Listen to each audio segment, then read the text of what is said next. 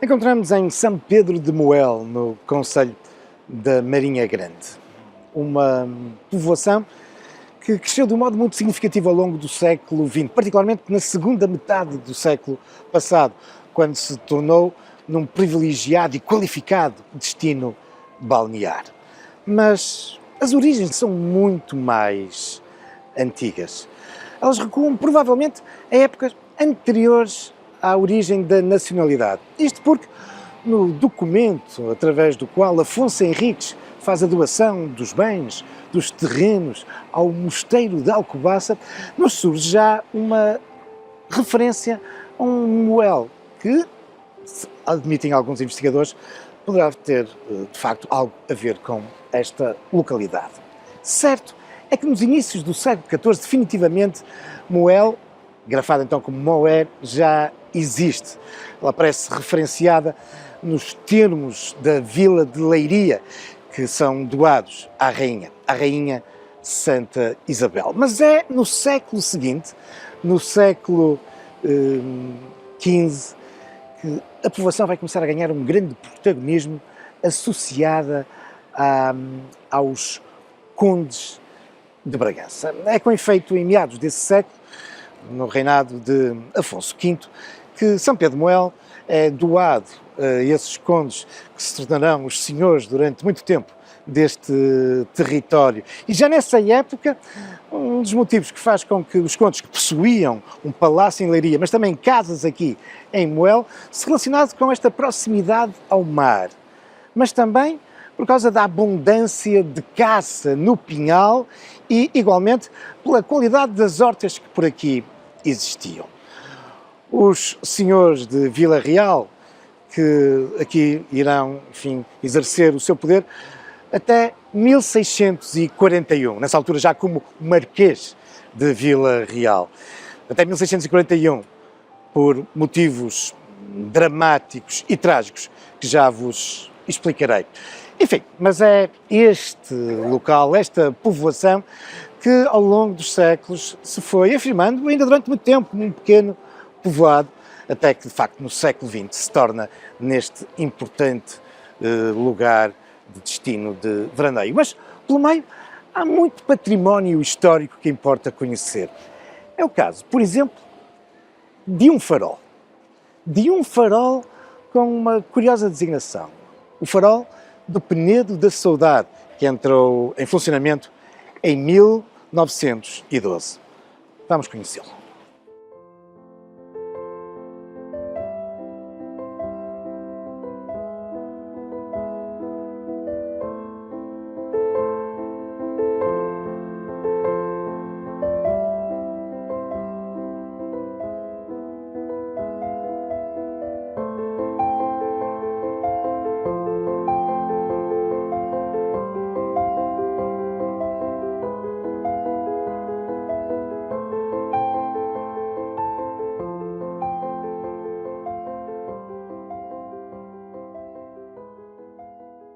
O Farol do Penedo da Saudade localiza-se na Marinha Grande. Foi inaugurado em 1912. Tem 32 metros de altura e um alcance de 30 milhas náuticas, 55 quilómetros.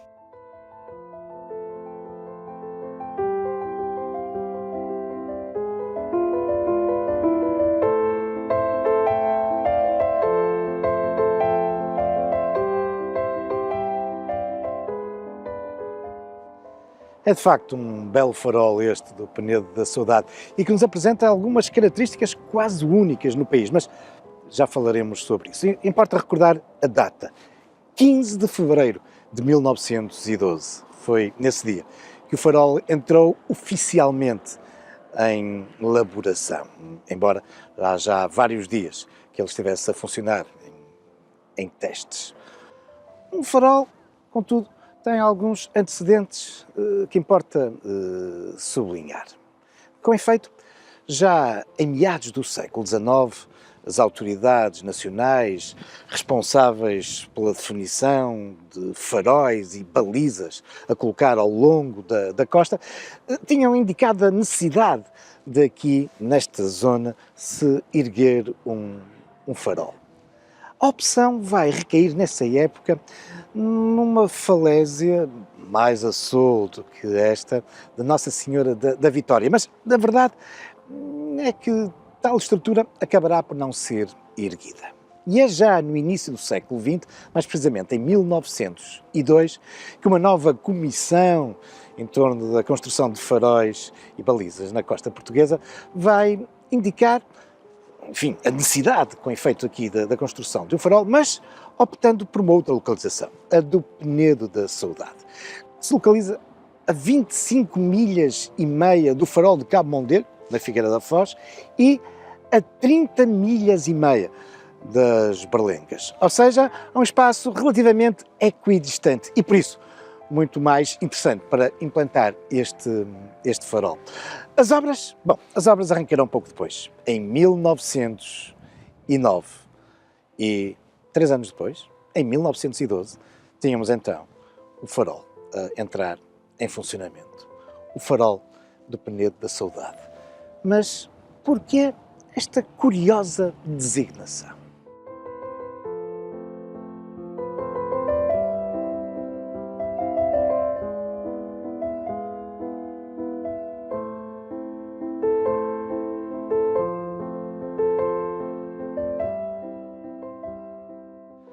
Como podemos observar, esta costa tem imenso interesse do ponto de vista geológico. E entre as caprichosas e monumentais formações, evidencia-se este promontório. É este que é conhecido como o Penedo da Saudade. E a ele anda associado uma curiosa e trágica lenda. Uma lenda que nos remete para essa data de 1641 que há pouco vos referia e que marca o fim do domínio dos condes de Vila Real, agora marqueses de Vila Real, sobre esta área. É uma lenda, todas as lendas também com o seu fundo verdadeiro, o seu fundo histórico. Bom, mas o que nos conta exatamente essa lenda? Ela diz-nos que, por essa altura, por volta de 1640-41, o filho do Marquês de Vila Real, Dom Miguel Luís de Menezes, Duque de Caminha, aqui se deslocava para estes domínios com grande regularidade e na companhia da sua jovem esposa, Dona Joana Juliana de Faro. Aqui, em passeios por cavalo, acabaram por descobrir este penedo, que apresentava uma outra interessante característica. Ele estava repleto de uma pequena, de uma singela, mas belíssima flor cor-de-rosa, que despertou o interesse de Dona Juliana, e o esposo fez questão de recolher um pequeno ramo destas flores. E este gesto repetiu-se muitas vezes, muitos dias, sempre que aqui se deslocavam. Dom Miguel oferecia esses ramos de flores e aqui juravam amor eterno. Mas não foi tão eterno quanto isso, porque em 1641 temos um acontecimento, esse sim, histórico, nem sempre recordado, mas onde a lenda se cruza com a história. Em 1641, um conjunto de fidalgos, incluindo o pai de Dom Miguel Luís de Menezes, o Marquês de Vila Real, vão fazer uma conjura. De novo, temos um grupo de conjurados. Tínhamos tido no final do ano anterior, 1640, os conjurados, que em torno daquele que irá ser o rei Dom João IV, tinham restaurado a independência. Mas agora há um conjunto de outros nobres que vão procurar derrubar Dom João IV. Só que essa intentona, onde, entre outros, se salienta o Marquês de Vila Real, acabará por falhar e todos esses nobres, incluindo o filho do Marquês de Vila Real, acabarão por ser presos, condenados à morte e executados em Lisboa. Morria assim o Duque de Caminha. Dona Juliana Joana de Faro ficava viúva. E conta a tradição que a este rochedo se deslocava repetidamente, recordando com saudade o seu esposo. Aliás, ainda hoje se diz que, por vezes, quando aqui nos deslocamos, nomeadamente em dias de tempestade, é difícil perceber se o que ouvimos, se o que escutamos, é o ruído do mar, se o choro de Dona Juliana, saudosa pelo seu marido. E também, curiosamente, o nome que foi dado a estas flores que aqui emergem no inverno é o de Flor da Saudade. E sim, foi junto deste Penedo que foi erguido o farol do Penedo da Saudade.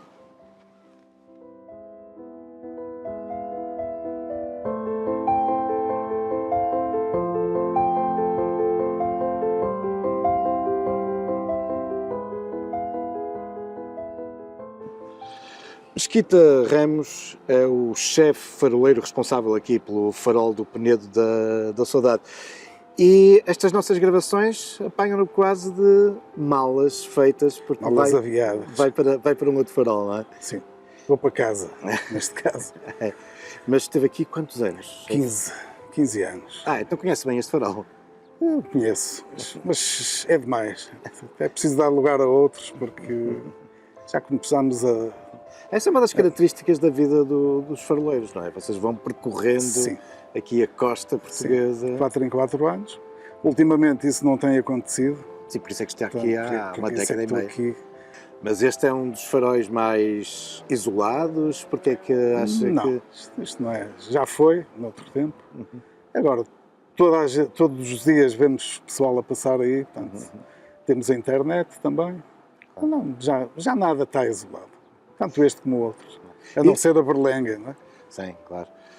Diga uma coisa, chefe, a propósito de não estar isolado, vocês também recebem aqui, como os outros faróis, às quartas-feiras? Às quartas-feiras, quando há disponibilidade para isso. E há muita procura? Sim, o mês de julho fomos visitados por 405 pessoas, o que eu acho que é bom. Os faróis continuam a fazer parte, sim, do imaginário das pessoas. O que é que eles procuram aqui? E as perguntas, como funciona? Como funciona, nós levamos até à lanterna e explicamos o funcionamento do farol. E nomeadamente a questão das características, que eu acho que muitas pessoas não sabem, pensam que os faróis lançam todos a mesma luz, não é? Não, tudo diferente. Nós temos um farol com a mesma característica deste. É?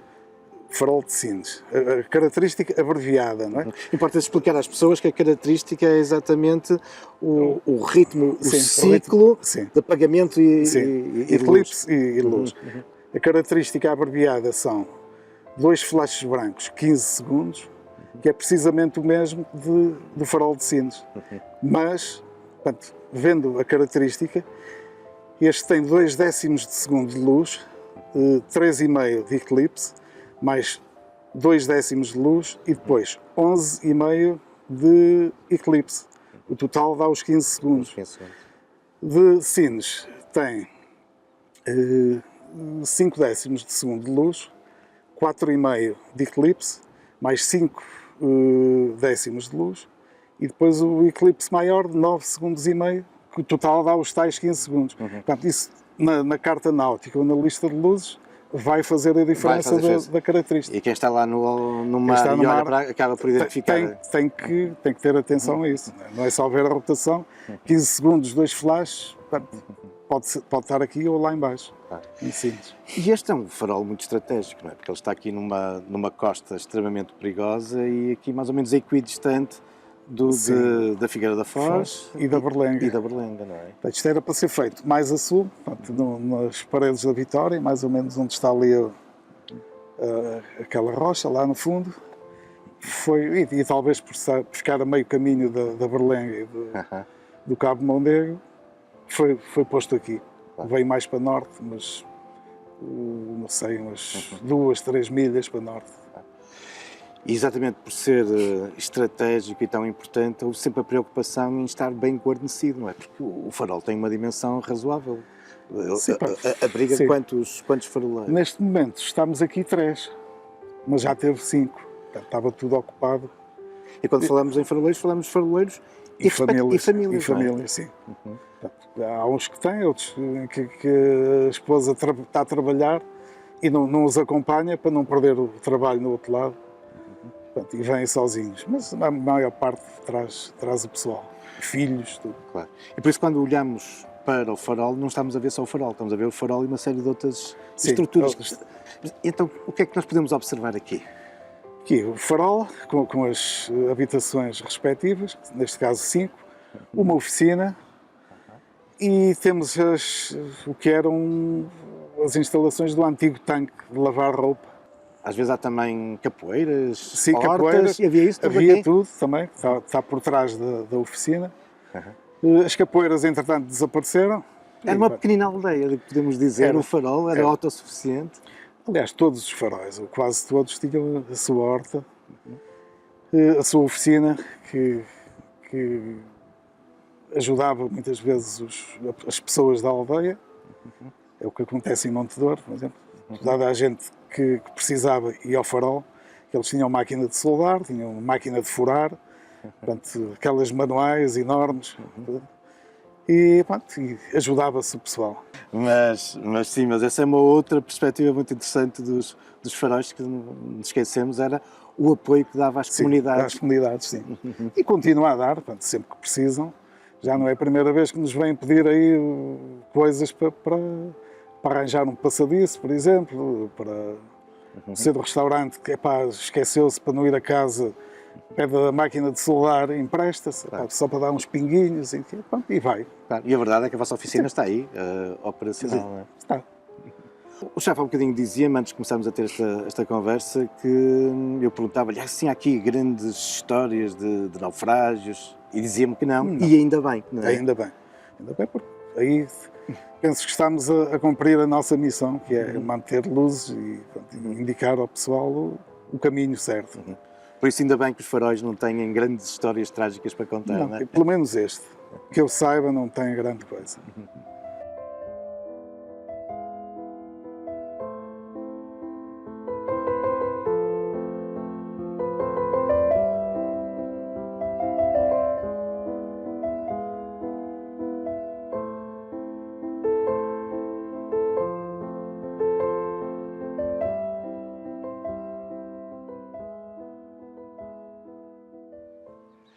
É de facto um farol com características muito interessantes. Desde logo a sua torre, a sua alta torre, com uma emblemática escada em caracol. De facto, se a torre nos apresenta uma forma quadrangular no exterior, no seu interior é a forma circular que impera. Mas, vista de fora, uma torre que nos apresenta os cunhais com uma certa tradição neoclássica, mas os cunhais são em pedra, mas toda a estrutura em alvenaria.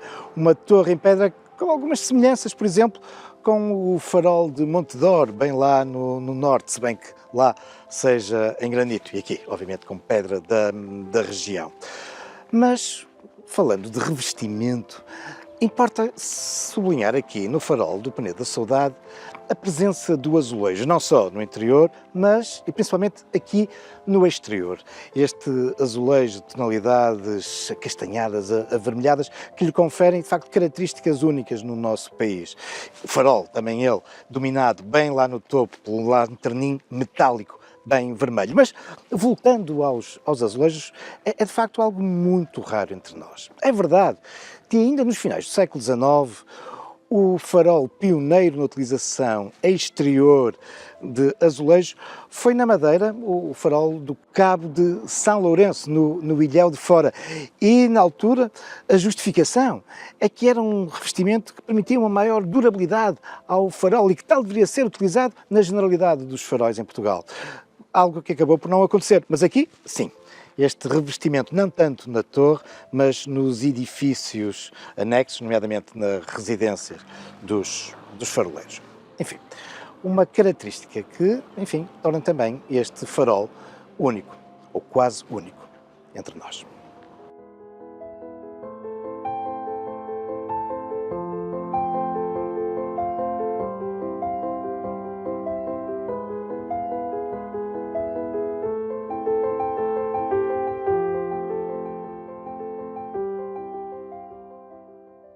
Vimos agora à conversa com Aurélio Ferreira, o Presidente da Câmara Municipal da Marinha Grande.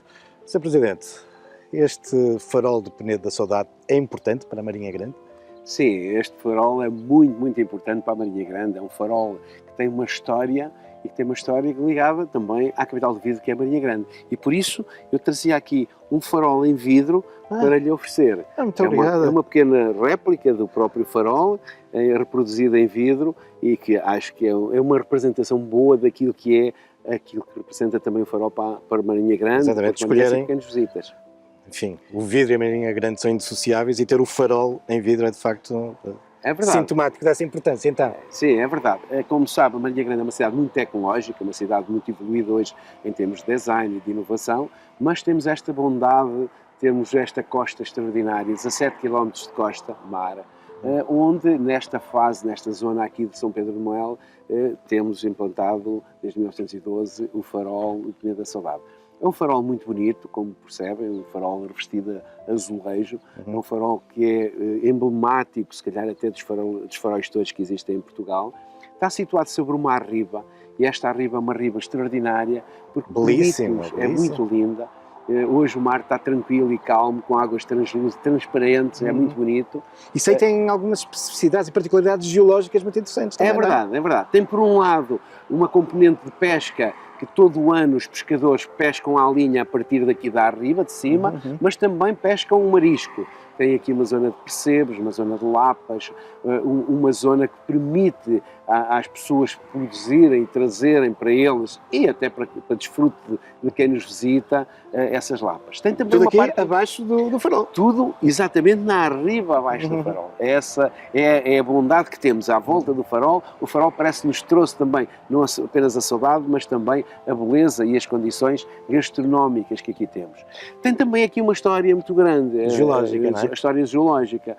Nós temos répteis marinhos na nossa costa, e nesta zona foi descoberto recentemente o Plesiosaurus, que é um réptil que tem só 195 milhões de anos e que é considerado o réptil mais antigo da Península Ibérica. Portanto, o Penedo da Saudade também tem esta bondade, além de ter um farol, também tem uma parte geológica, histórica, e que, portanto, serão os nossos antepassados, e que a nós nos apraz estar do ponto de vista turístico e também do ponto de vista histórico. Isso é relevante. E a autarquia tem prestado de facto muita atenção aqui a toda esta sua frente marítima, não é? Porque é um património, é uma história e há aí algumas características, não é? Bom, desde logo a começar também aqui pela esta questão das dunas. Das dunas, Nós estamos da nas flora. dunas do Pinhal do Rei. O Pinhal do Rei está exatamente de frente do próprio farol.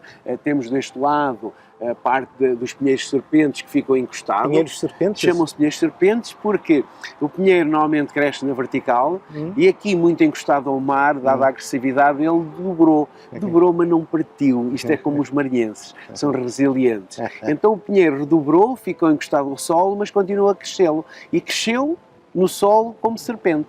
E por isso chamam-se pinheiros serpentes, vivos, que estão ainda robustos para trabalhar, mas não estão na vertical, estão na horizontal. Mas além dos pinheiros, há depois toda esta flora, incluindo a flor da saudade. Da saudade. E a Câmara tem editado guias sobre É verdade, não é? nós temos tido essa preocupação de fazer um trabalho de escolha na flora e na fauna que nos visita. Nós somos muito ricos nessa parte, temos todo o Pinhal, toda a zona litoral que nos permite trazer estas flores. A flor da saudade é uma flor para nós muito típica, primeiro porque é uma flor que não é deste tempo, é do tempo de inverno, é uma flor muito bonita, cor-de-rosa, muito forte, e que Isso é um convite para as pessoas virem cá só no inverno.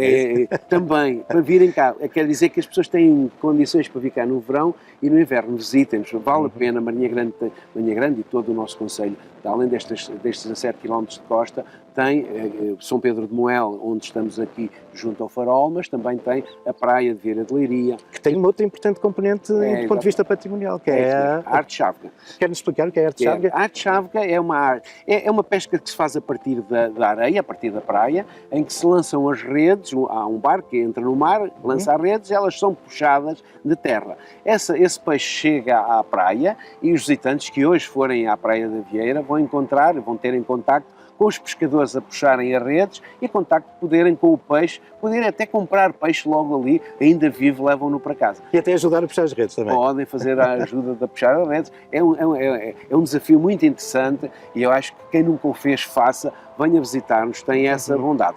A Praia da Vieira ainda tem outra característica extraordinária. Nós somos temos uma das 7 maravilhas gastronómicas, que é o arroz de marisco. É um prato excelente e, portanto, é um convite a quem nos visita, veja a arte chávega de manhã e à hora do almoço faça um almoço no arroz de marisco na Praia da Vieira. Portanto, nosso concelho é rico nesta parte turística e na parte do desenvolvimento, tanto da parte das praias como da parte da gastronomia. Sim, património construído histórico, património natural, património geológico, património gastronómico. E depois há aqui também outra questão interessantíssima e do qual o Farol volta a ter aqui algum protagonismo, é que nós temos aqui um verdadeiro ginásio a céu aberto, porque aqui ao longo da costa em que temos, enfim, passadiços, ciclovias. A Marinha Grande é uma terra muito plana, foi sempre uma terra plana. Foi considerada há muito tempo a terra das bicicletas, por sermos tão planos.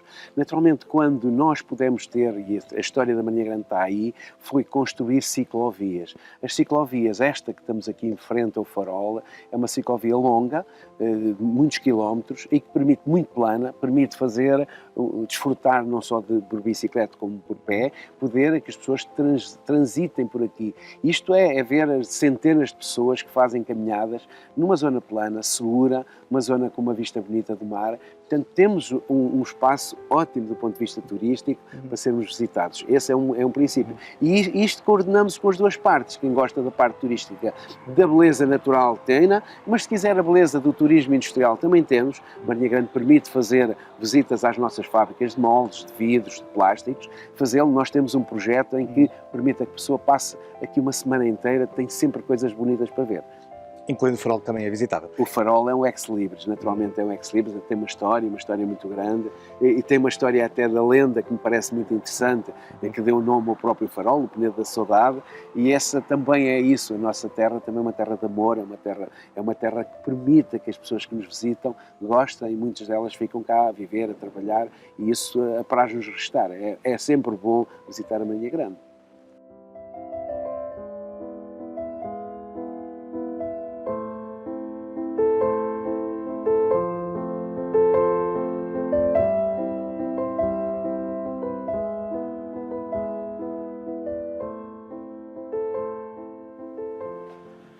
Estamos agora no coração, ou talvez melhor dizendo, no cérebro do Farol, aqui, bem no alto, na lanterna. E para aqui chegar, subida custosa, tivemos que subir os 32 metros desta torre, que, associados à própria altura da falésia, faz com que este farol se erga 55 metros de altitude. E a torre é ela própria muito icónica. Não só, como há pouco vos dizia, construída em pedra, mas porque no interior, também no interior, podemos observar o revestimento azulejo. E é já aqui, bem no topo, que encontramos então o aparelho óptico lenticular que, desde o início da elaboração deste farol, caracteriza aqui o espaço da lanterna. Um aparelho óptico lenticular, um grande modelo. E, como a próprio nome indica, lenticular. Estamos a falar de um aparelho que permite aqui um grande jogo de lentes, vidros, prismas. E foi concebido pela habitual empresa francesa, parisiense, que equipou nos finais do século passado e inícios do século XX uma boa parte dos faróis portugueses. Importa dizer que este não é o aparelho inicial. Esse, em 1921, foi transferido para o então novo farol que tinha sido erguido em Cabo Mondego, na Figueira da Foz. O que significou que durante alguns meses este farol não esteve a funcionar. Mas depois um novo aparelho, também grande modelo, foi aqui instalado até aos dias de hoje. O sistema inicial de iluminação era através da incandescência do gás, do petróleo. Mas, se essa era a fonte luminosa, como é que se assegurava então a rotação deste aparelho, permitindo esse jogo de luz e ocultação, as características que afinal distinguem uns faróis do outro. Bom, para isso existia um aparelho de relojoaria, que ainda hoje aqui podemos contemplar. Contudo, desde o final da Segunda Guerra Mundial, mais precisamente desde 1947, que este farol foi eletrificado. E uma eletrificação, um fornecimento de energia elétrica assegurada por geradores montados aqui no próprio farol. Contudo, a partir de 1980, o farol foi ligado à rede pública. E iniciava-se assim um processo crescente da automatização. Outras intervenções foram sendo feitas, nomeadamente mesmo no final do século XX, permitindo, de facto, uma crescente automatização, como vos dizia, deste farol, cuja luz continua, nos dias de hoje, a ser projetada até 55 km de distância.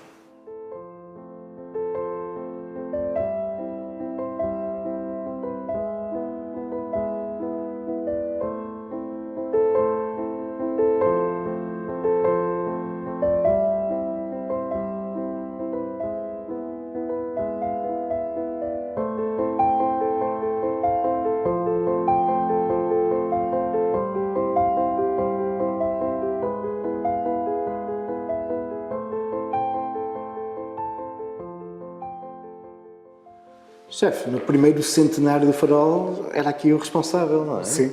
Estamos a falar já cá de estava há 4 anos. 2012. Sim. O que terá sido isso 100 anos antes, na inauguração. Não faço ideia, mas temos aqui uma qualquer coisa que nos diz que tiveram cá. Uau, 130. 136. Isto é o registro diário do farol? Do farol, sim. Isto é o do dia, exato, dia 15 de fevereiro de 1912, um livro o da com 100 inauguração. anos. Exatamente. 136 indivíduos visitaram este farol. Está aqui. Suponho que foram mais do que no centenário. No centenário não teve tanta gente. Sim, 136 pessoas em 1912 eram multidão muita aqui. gente. Isto era uma aldeia pequena, pouca gente havia. Sim, nem 136 pessoas tinham, portanto. 136, mas não eram de cá, de certeza. Cá meia dúzia deles e pronto, não havia mais ninguém. Chefe, a guarnição que está aqui, que o chefe coordena, não é responsável só por este farol. Digamos que este farol é a cabeça de uma área muito Isto é a vasta. base. Portanto, isto é a nossa base. Depois temos a Nazaré e São Martinho do Porto. São outros dois. São mais 2 situações que temos que ver se funcionam ou não. Tem que lá ir Temos regularmente. de 15 em 15 dias, fazemos rotinas aos aparelhos.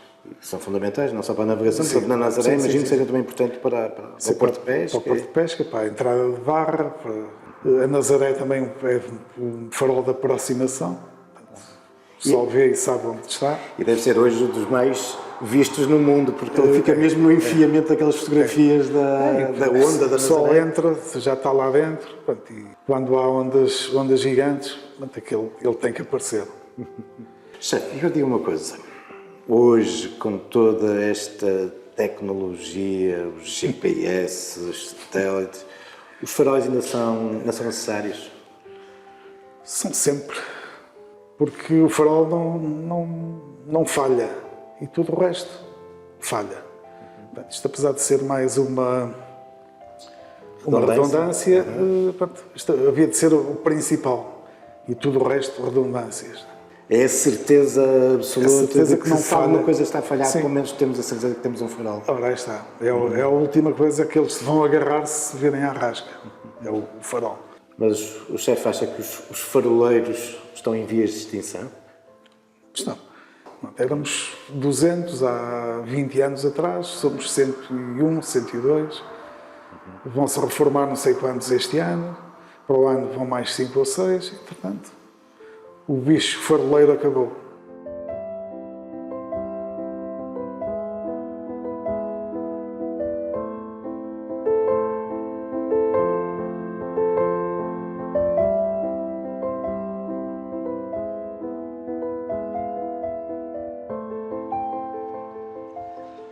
Apesar da designação do farol associado ao trágico Penedo da Saudade, a verdade é que a história deste farol ao longo destes já mais de 110 anos, como há pouco nos recordava o chefe faroleiro, não tem episódios marcados pela tragédia. O que só diz bem deste farol. Significa que ao longo destes mais de 100 anos ele cumpriu cabalmente a missão para a qual foi concebido, assegurando que esta costa se tornava segura para a navegação. Mas, e talvez por isso, alguns dos episódios históricos mais relevantes deste farol prendem-se não com a produção, com a projeção da luz, mas exatamente pelo contrário. Como aconteceu, por exemplo, entre março de 1916 e dezembro de 1919. Em plena Primeira Guerra Mundial, o farol foi apagado. Nessa altura, esta era de facto uma costa inóspita, relativamente isolada, e importava que ela estivesse segura, que embarcações, nomeadamente submarinos alemães, pudessem chegar junto da costa portuguesa. E para não lhes facilitar o acesso, este farol apagou-se. Enfim, uma longa história de um farol que, como os outros da costa portuguesa, não se caracterizam pelo seu aspecto obsoleto. Não. Os faróis continuam nos nossos dias a ser uma garantia de segurança, um último socorro. E por isso, uma estrutura histórica, projetando luz também para o futuro. E por tudo isso, este é um farol que importa visitar.